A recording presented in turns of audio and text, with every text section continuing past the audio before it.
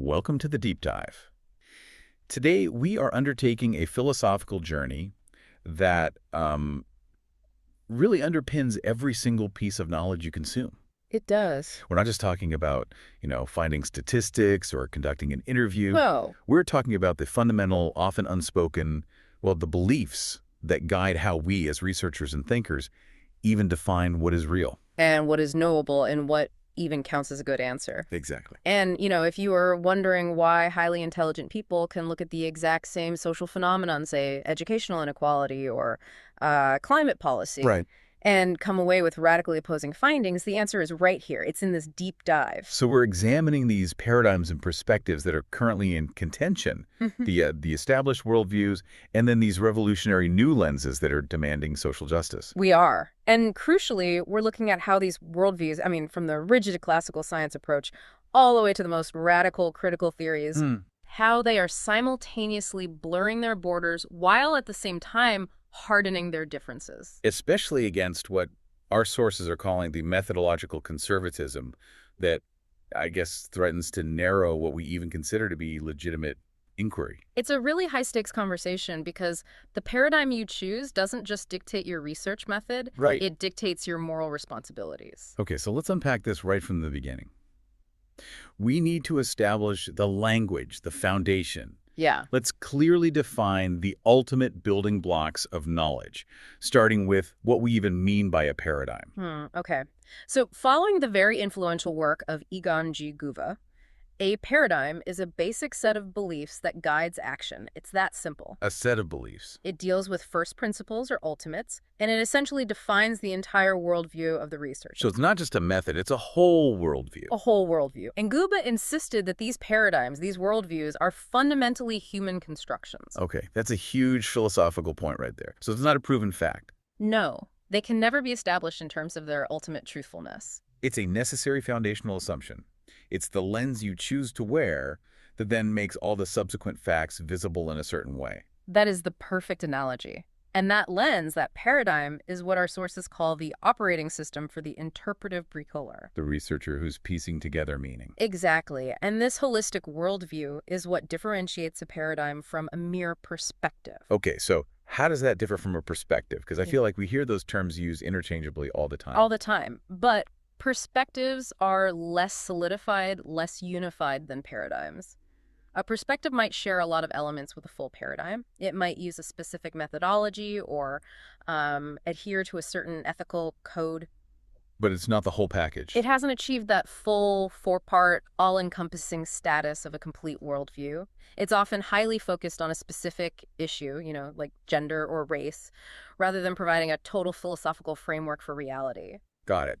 Okay, so to understand any of these worldviews, we need these four essential terms that encompass every complete paradigm.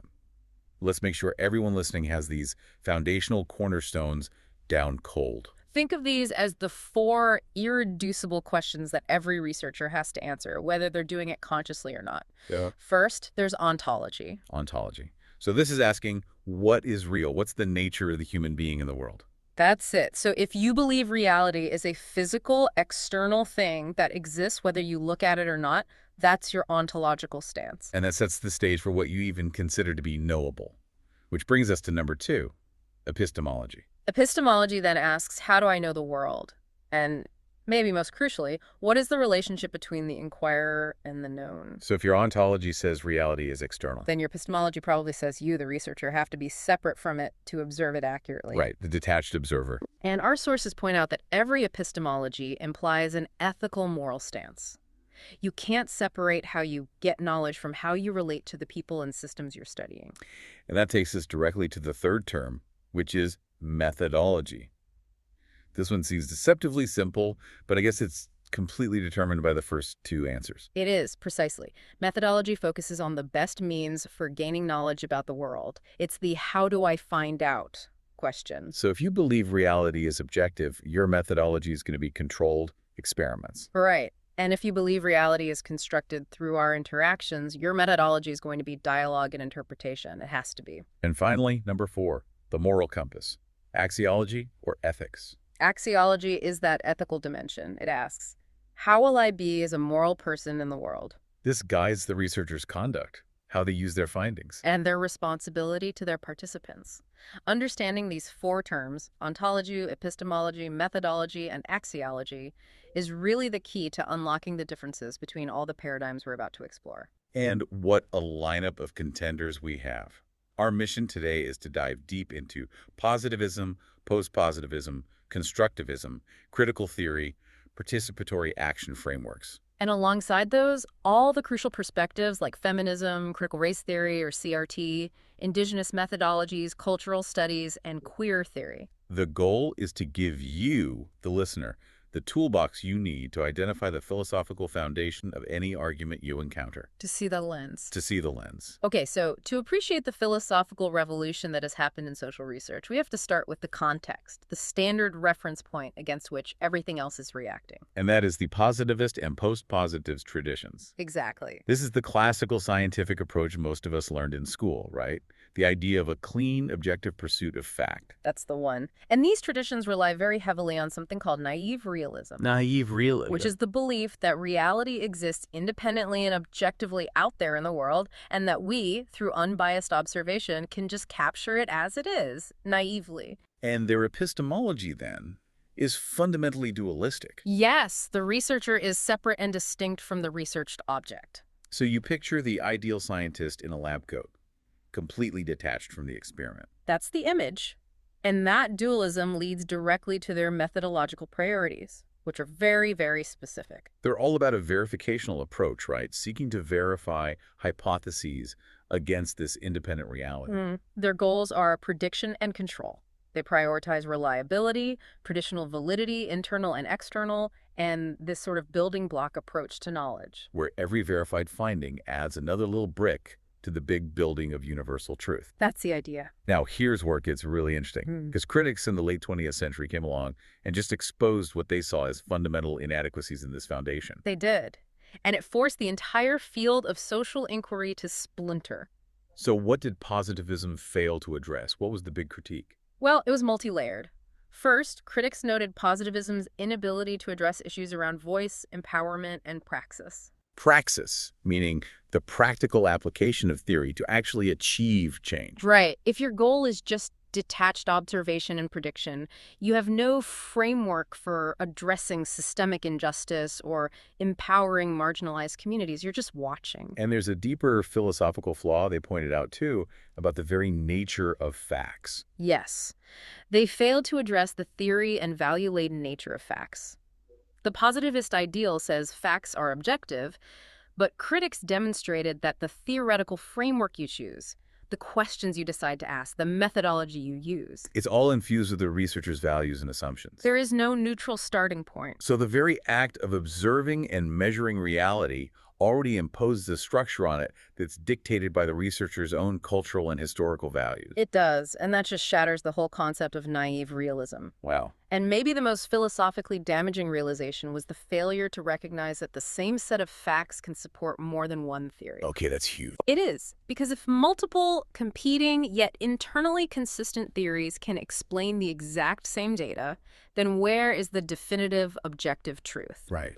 This realization fueled the crisis of foundationalism, the belief that knowledge rests on some solid, unmoving, external anchor. That crisis is basically the starting pistol for our entire discussion today. Because once you question that foundation of knowledge, you have to establish new rules. You do. And our sources propose that all paradigms must confront 7 basic critical issues that serve as the measuring sticks for these competing worldviews. These are the critical questions that all research must answer, and they show precisely where the paradigms differ. Let's run through them. Okay, number 1 is axiology, or ethics and values. This asks, how and to what extent do values influence the research process, and should they? Right. Positivists try to eliminate them. Critical paradigms try to embrace and foreground them. Second is accommodation and commensurability. Can different paradigms truly be fitted together? Can you be a constructivist in one part of your study and a positivist in another? Or are the ontological starting points so different that they're fundamentally incompatible? Which is the core debate over mixed methods, really. It is. Third is action. What does the researcher actually do in the world as a result of their inquiry? So, does the research just describe reality, or does it lead directly to emancipation, political movement, or social change.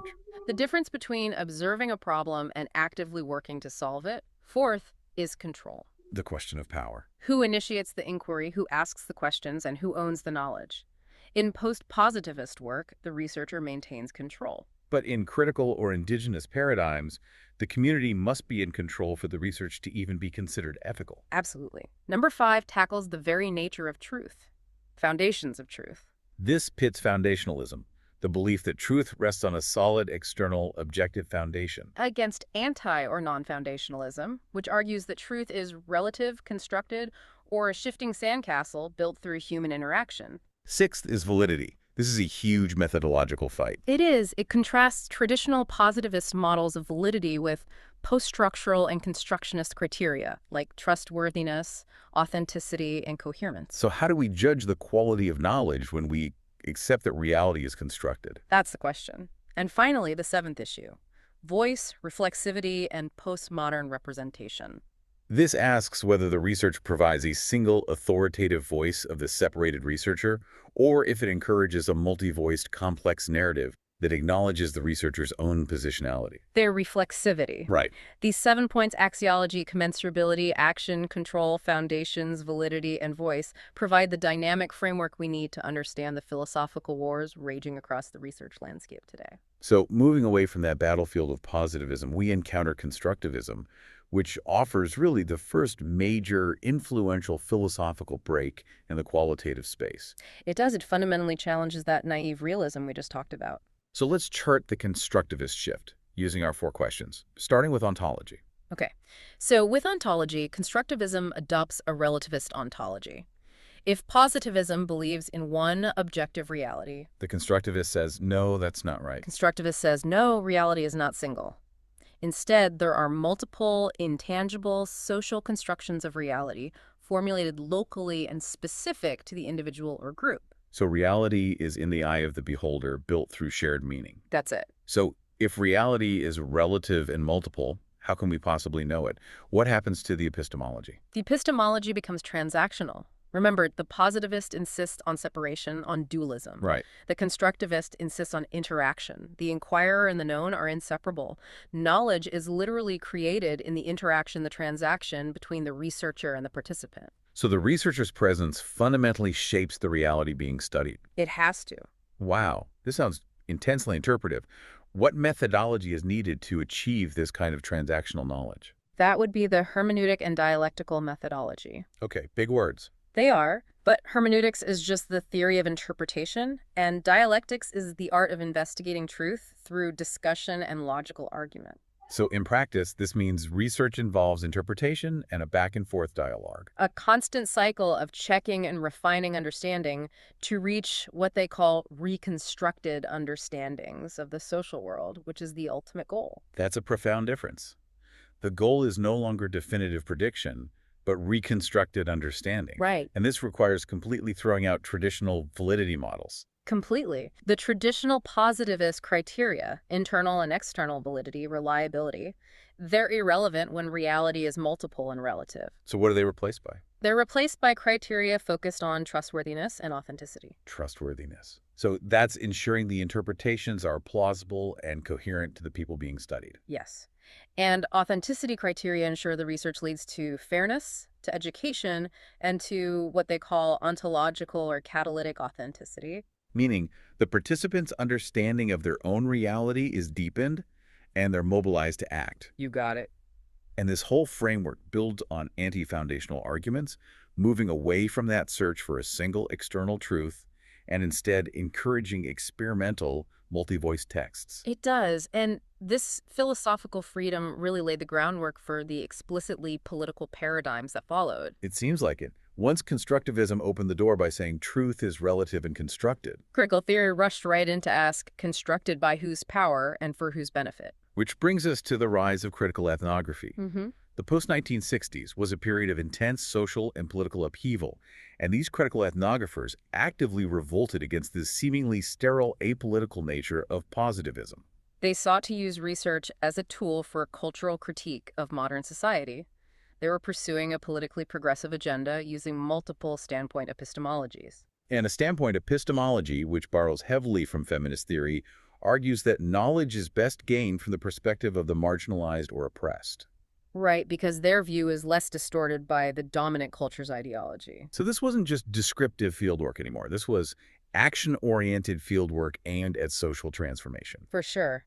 They adopted all these diverse approaches: action anthropology, neo-Marxist ethnography, Marxist feminist ethnography, and participatory action research, or PAR. The goal of critical ethnography is to make visible the hidden structures of oppression, economic, racial, gendered, that are embedded within society. And the movement owes a profound debt to feminist theory, which introduced the powerful idea that power structures within the research process itself must be the subject of critique. They seized that non-foundational moment to insist that research must address issues of power, systemic oppression, and the need for immediate, actionable change. And they often aligned with political and social justice movements outside of the traditional academy. They proved that methodology can be a political act. So if constructivism provided that philosophical opening, feminist inquiry provided the sustained, powerful critique of power, voice, and experience that really transformed qualitative research entirely. It did. Our sources describe it as highly diversified and contested, yet it's unified by a central, unwavering commitment. And that core commitment is to action in the world. Yes. And a deep, non-negotiable social justice agenda. Mm-hmm. And feminist inquiry insists that gender inequality cannot be studied in a vacuum. It must address the intersecting needs of men and women of color because gender, class, and race are intimately interconnected. And this is really the birthplace of mature intersectionality. It is, and this commitment requires incisive, rigorous scholarship. There's this insistence that rage is not enough, incisive scholarship is needed. I love that quote. It perfectly captures the academic rigor that drives the movement. The research is designed not just to vent frustration, but to frame, direct, and harness that political energy to redress grievous problems, from health disparities to institutionalized violence. The sources detail how feminist inquiry began with three major strands standpoint: epistemology, empiricist, and postmodernism cultural studies. Right. But these strands just multiplied rapidly in the millennium's first decade. Let's talk about the incredible diversification of this field. Well, the field exploded because women of color insisted that early feminist frameworks often privileged white, middle-class, Western experiences. Of course. And this led to the extensive development of intersectional feminisms, which explicitly link racism, sexism, homophobia, transphobia, ableism, xenophobia, and classism. So it became an absolute necessity to acknowledge that oppression is composite and cumulative. You couldn't get away from it. It forced researchers to abandon the silo approach to identity and oppression. And the result was a proliferation of A approaches. huge proliferation. Post-colonial and transnational discourses, decolonizing arguments advanced by indigenous women, specific focus on LGBTQ issues, and feminist disability studies. And this complexity fundamentally destabilized the simple insider-outsider model of inquiry. And it led to these urgent calls for the decolonization of the academy itself, recognizing that the very structures of universities are built on exclusionary histories. Okay, so from this complexity, two critical trends emerged that continue to shape qualitative research today. Yes. Trend one is the movement toward endarkening, decolonizing, and indigenizing inquiry, insisting on non-Western, non-dominant forms of knowledge. And trend two Is the dramatic expansion and maturation of intersectionality as a critical methodology, a tool used to analyze systems, not just identities. And both of these trends force a reevaluation of basic concepts like objectivity, bias, and validity. They have to. Let's look at the methodological impact in the second decade of the millennium. Marjorie DeVault highlighted how feminist critiques became foundational across the entire qualitative field, Well, feminist work insists on research that is fundamentally reflexive. meaning the researcher constantly questions their own assumptions, their position, their role in shaping the knowledge being produced. Exactly. It demands attention to diversity and openness to feeling, and methodologies that are strategically presented to effect change. They transform the very questions of knowledge. Whose knowledge is? Where and how is knowledge obtained? By whom, from whom, and for what purposes? And what new methodological territories did this open up, particularly with technology and social structures? DeVault highlighted four key areas. First, visual methodologies, using photography, film, and other visual artifacts, not just as illustrations, but as the core data. Interesting. Second, online digital topics and methods, grappling with how digital spaces create new opportunities for connection, but also for surveillance. And third, institutional ethnography. Which specifically studies ruling relations, how texts, policies, and discourses in institutions shape and control the everyday lives of workers and citizens. Institutional ethnography is fascinating because it links those tiny micro experiences to the giant macro structures, right? That's it, exactly. It's a method for revealing how invisible power operates through bureaucracy. And the fourth area is feminist disability studies, Which challenges notions of normalcy, competence, and bodily autonomy. often through autoethnographic methods, yes. And the broader context? The widening access to higher education for first-generation disabled and international students has placed huge pressure on academic communities. These shifts challenge traditional notions of a singular academic community. And the growing acceptance of transgender people, for instance, opens new possibilities for understanding gender expression, but also raises urgent questions about feminist community and inclusion. So feminist researchers are now grappling with these huge global crises: health, militarization, climate. And they have to constantly revise their own traditions to fully incorporate these new global and intersectional realities. The Feminist Project remains this dynamic, critical site that refuses philosophical or methodological complacency. It has to. Okay, so if feminism provided the lens of intersecting oppressions, critical race theory, CRT, focused that lens specifically on the enduring systemic nature of racial hierarchy and power. It did, and it brought the complex racial subjects squarely into qualitative inquiry. CRT has a unique and highly political genealogy, right? It started in legal journals as a response to the perceived failures of civil rights legislation. The failure to achieve genuine racial equity. It's defined by its genealogy of both scholarship and activism, and it's committed to social justice and what scholars term a revolutionary habitus. A revolutionary habitus. So a deep-seated systemic commitment to revolutionary change. Yes, and it's crucial to remember it's not a single theory, but a set of theories, all dedicated to dismantling racialized power structures. What are the central tenets that define this powerful set of theories? Well, they rely heavily on intersectionality, recognizing that race, gender, and class are inseparable. They offer a profound critique of liberalism, arguing that its emphasis on neutrality and incremental change is just insufficient for addressing entrenched racism. And they insist on the denial of neutrality in scholarship. Absolutely. When addressing systemic injustice, research cannot be neutral. It must take a stand. And critically, they employ a very specific, politically charged methodological strategy that is central to qualitative work: storytelling. Yes, the incorporation of storytelling or counter-narratives is used as a qualitative research strategy to speak back against dominant, often white, narratives of progress. Particularly against that pervasive post-racial imaginary. Exactly. A dangerous delusion that we live in a colorblind society simply because the law changed. Precisely. Counter-narratives expose the continued, lived reality of racism. They are essential to dispelling this notion. CRT scholars use all these different strategies: autoethnography, case studies, collaborative inquiries, to amplify voices on the social margins. Providing alternative, historically grounded perspectives to racialized subjects. And central to these narratives is what scholars refer to as the call. Can you elaborate on the significance of those epiphanic moments? The call refers to those sudden, often painful epiphanic moments when people of color are sharply reminded that they are locked into a hierarchical racial structure, regardless of their achievement or status. And these moments shatter the illusion of neutrality. They do, and they provide powerful, visceral evidence of systemic oppression. The goal of CRT research is to use inquiry for social justice to understand and remedy persistent systemic racism that diminishes the democratic project for everyone. And on the radical extension of CRT, we should mention the Endarkened framework, developed by scholars like Dillard and Akpalaoka. This moves beyond standard critique into the spiritual and moral realm. This framework radically extends CRT by foregrounding spirituality, often with links to Africa and the African diaspora.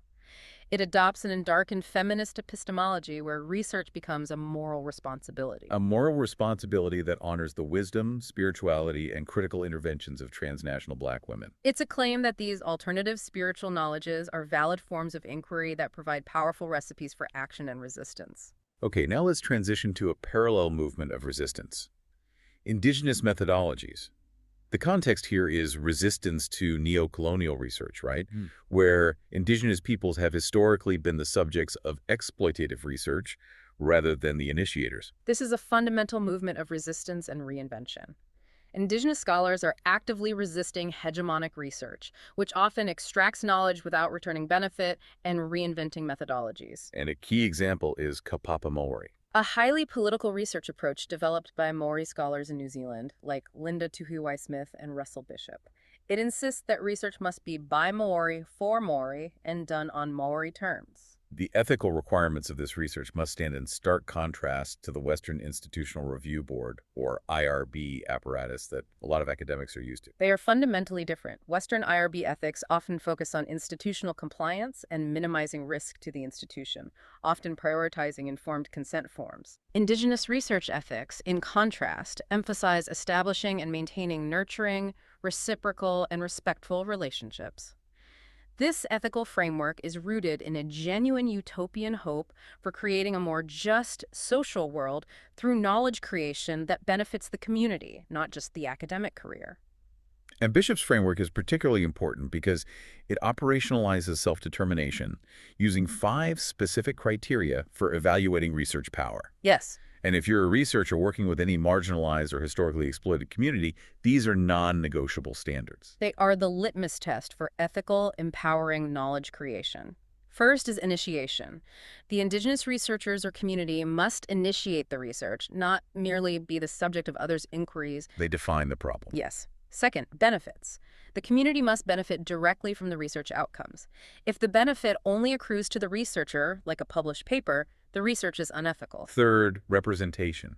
The voices of Indigenous peoples must be accurately and robustly represented in the final text. This means their complexity, their history, and their worldviews must be respected. Fourth is legitimation. The Indigenous community must have the power to legitimate the research texts. They decide what counts as valid, ethical knowledge. Which challenges the Western Academy's monopoly on validity. It does. And finally, accountability. They must hold the researchers accountable for what is written and how it is used. When all 5 criteria are met, the research creates empowering knowledge that actively works against neocolonial domination. Margaret Tovach's perspective, her letter to her research class, beautifully illustrates the continued difficult reality of this terrain. It does. While the Academy might outwardly seem receptive, she warns that a lingering colonizing desire creates risky territory for Indigenous knowledges within Western institutions. Her message is a call for a decolonizing consciousness that is deeply mindful of the colonial gaze. She urges researchers to travel back on the epistemological roadway, to clarify their presumptions, to value their own stories, and to be confident in their comprehension of indigeneity. And she highlights that choosing tribal ways will invite friction with Western institutions. But that friction is the necessary cost of truly ethical decolonizing work. Let's turn now to critical pedagogy, which our sources describe as a critical bricolage, because it draws from Marxism, critical theory, feminism, and psychoanalysis to create this incredibly powerful political and educational framework. Right, and following our GUBA framework, critical pedagogy operates with an ontology based on historical realism. So acknowledging that reality is shaped by ongoing historical, social, and economic structures. Yes, and its epistemology is transactional, created through dialogue, and its methodology is both dialogic and dialectical. So what's the primary focus of this framework? Maintaining a relentless focus on critique for social justice. Critical theorists are dedicated to critiquing normalized, taken-for-granted notions of democracy, freedom, and opportunity structures. They explicitly denounce systems of power and domination. Particularly the workings of the transnational capitalist class and the political structures that support them, and they tackle all systems of oppression, racism, sexism, heteronormativity, viewing them as interconnected elements of a broader system of control. I find the concept of critical humility, outlined by scholars like Kincheloe, McLaren, and Steinberg, particularly insightful here. It implies that critique is never a finished product. No, critical humility means maintaining an ever-evolving criticality that constantly engages the current crisis of humanity. It starts with the foundational assumption that the societies of the West are not unproblematically democratic and free. So it's a constant self-critique. It is, and it's designed to maintain vigilance against established power and to recognize that your own critical framework may become outdated or insufficient tomorrow.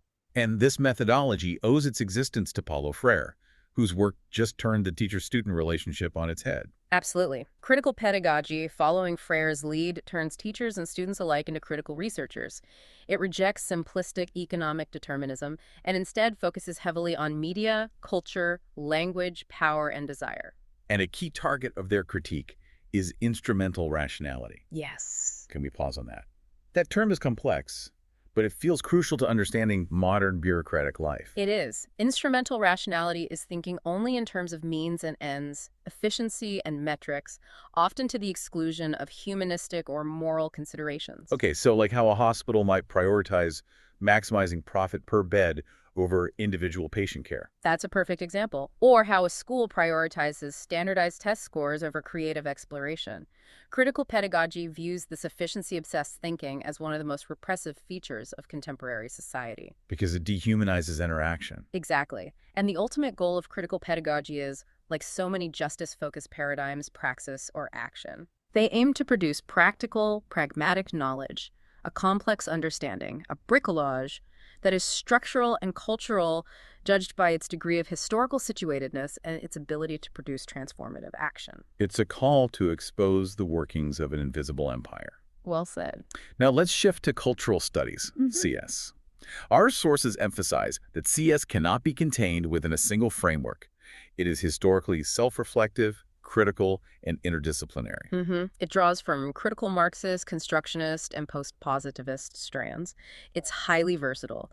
It focuses simultaneously on the global and the local, examining historical, political, economic, and everyday discourses. And it's deeply concerned with how power operates through cultural forms, right? Right, looking at questions of community, identity, agency, and change in media and everyday life. Now, despite the lack of a single defined methodology, every version of CS is united by a threefold concern.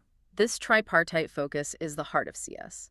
Every version is joined by a concern with cultural texts, lived experience, and the articulated relationship between the two. So scholars might examine mass media as sites where ideology meets subjective experience. Or they might produce critical ethnographies of the audience. Others read texts as sites where hegemonic meanings are produced, but always linking the message to the daily life of the people receiving it. Our sources point to Giardina and Newman's concept of CS bodies being under duress in the post-9/11 context, marked by a militarization of culture. What do they call for in response? They called for a performative, embodied, post-structural, and globalized cultural studies that is defined by its interest in lived, discursive, and contextual dimensions of reality. Which requires weaving back and forth between culturalist agendas, so studying meaning, and realist agendas. Studying material structures, yes, and locating the politically situated body within the historical structures that overdetermine meaning and opportunity. The goal is to make the world visible in ways that implement social justice. This need to bridge the gap between culture and reality leads us to the intersection of CS and new technologies, which has forced profound new methodological directions, as Paul Osako describes. This is a critical modern shift.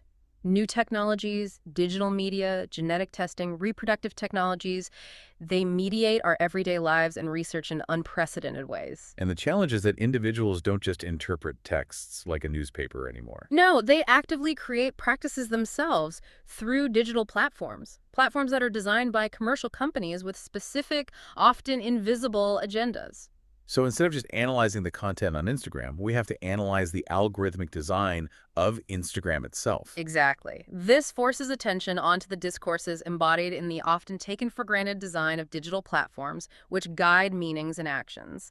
And this focus articulates the materialistic, ontological, and affective turns in cultural studies. So we're no longer just dealing with ideas, we're dealing with algorithms and technologies that materially configure reality. We are. And this emphasis on configuration is the major final contribution of cultural studies and its frequent partner, science and technology studies, or STS. So both paradigms fundamentally highlight how methods and their associated validities and technologies configure realities rather than accurately representing them. They force us to abandon the positivist pretense that methods simply provide a neutral mirror of reality. By examining these hidden agendas, the choices baked into the algorithm, Right. the values embedded in the research design, They paved the way for what Donna Haraway called responsible research. which asks, what kind of realities does our work help to create, and for whom? Okay, we've discussed how feminism challenged gender norms and CRT challenged racial norms. It fell to queer theory to question and deconstruct the concept of a unified, stable, sexual, and racialized subject. Pushing the boundaries of identity construction further than ever before, this movement is deeply engaged with post-structuralism. It's driven by the insight that categories we assume are natural, like sexuality or gender, are actually social and linguistic constructs that exert control over people. So let's discuss Ken Plummer's critical humanism. He approaches this territory from a post-gay humanist perspective, still committed to reducing human suffering and promoting social justice, but looking for language that's capable of capturing the fluidity of contemporary life. And Plummer famously argued that in this postmodern moment, an age of fragmentation, globalization, and post-humanism, certain terms we use constantly are obsolete and exert a repressive force on inquiry. He called them zombie categories. He did. That's such a perfect visceral image. What exactly are these zombie categories shuffling through our research papers? Well, they're terms like the traditional sociological definition of family or sexual deviance, or even much of our traditional research methodology language, that are intellectually dead but still walk among us, dictating how we categorize people. So if your research uses a traditional nuclear definition of family, you're using a zombie category. You are, and it fails to capture the reality of chosen families, single-parent households, or polyamorous relationships. So queer methodology aims to kill these zombies. What does that look like in practice? It is radical, transgressive, and fundamentally deconstructive. It aims to postmodernize sexual and gender studies by challenging the heterosexual, homosexual binary, the idea that everyone neatly falls into one of two categories. And it entirely abandons the older deviance paradigm. Completely. The one that sought to explain why some people weren't straight. Methodologically, it endorses subversive ethnographies, scavenger methodologies. So borrowing aggressively from diverse sources. Yes, and ethnographic performances. And by troubling that central binary, queer theory forces researchers to examine a pervasive social structure that is often invisible, the epistemology of the closet. This is a crucial insight. The epistemology of the closet means that every social arena is structured by the homo-hetero dichotomy, whether explicitly or implicitly. The closet, as a social mechanism, forces secrecy and chokes material practices and knowledge production. So queer theory requires researchers to examine how the constant negotiation of who is in or out shapes group boundaries, institutional practices, and cultural norms. It does. And Plummer's final charge for the field was whether a global critical humanism was possible, one based on cosmopolitan methodology and respect across the spaces of intimate citizenship. Which leads us to the emergence of queer studies, championed by scholars like Brian Alexander. Alexander explicitly resisted the term queer due to its historical use as hate speech in his life and the lives of others. So he chose instead to engage from a queer critical perspective that is deeply race-informed and linked to critical social theory. Yes. Why the term queer, and what does it emphasize that queer might sometimes overlook? Well, Alexander adopted it following E. Patrick Johnson, who used the word queer after his grandmother, to denote something